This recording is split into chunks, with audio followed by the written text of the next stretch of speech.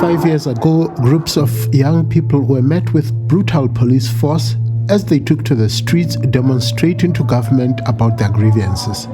We were able to mobilize most young people in and around Maseru to come and voice out or speak in one voice to the powers that be about their own plight.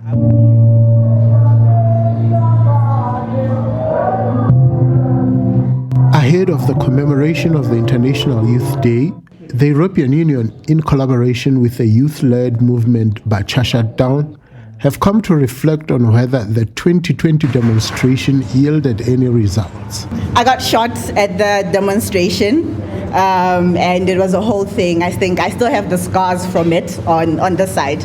And so it was an experience. The worst part about the shot, I think, was the recovery afterwards and walking around with a reminder that you went there, you got shot, and then 5 years down the line realizing and looking around that you got shot, yes, but for what?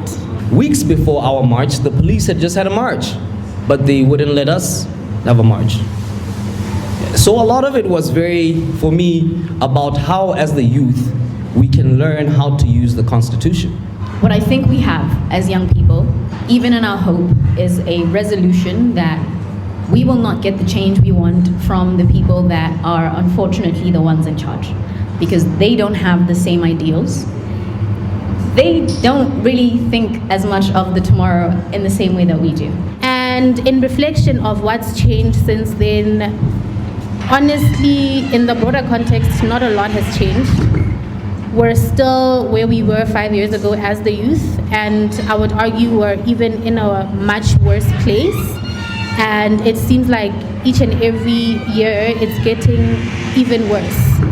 And asking the director of the documentary, Shut Down, whether there has been any lessons learned on how current administration and the previous are dealing with the plight on youth-related concerns. I think what we experienced before was we are these gremlins that are trying to claw into everything, and we don't really know what we're doing, and we're distracted, and all of these things. And we saw just how harsh the system can be to us when we want to speak.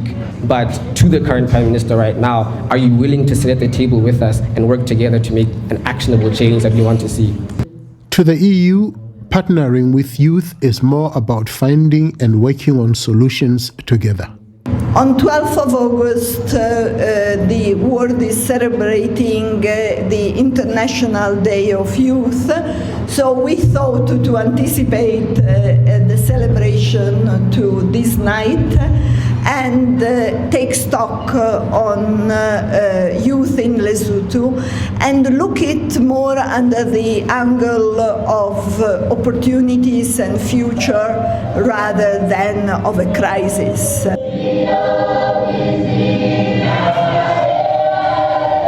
These not so young people anymore have welcomed the current administration's action to declare youth unemployment as a state of national disaster, a key point featured in their demands 5 years ago during their demonstration. I'm Rampant for SABC News, Lesotho.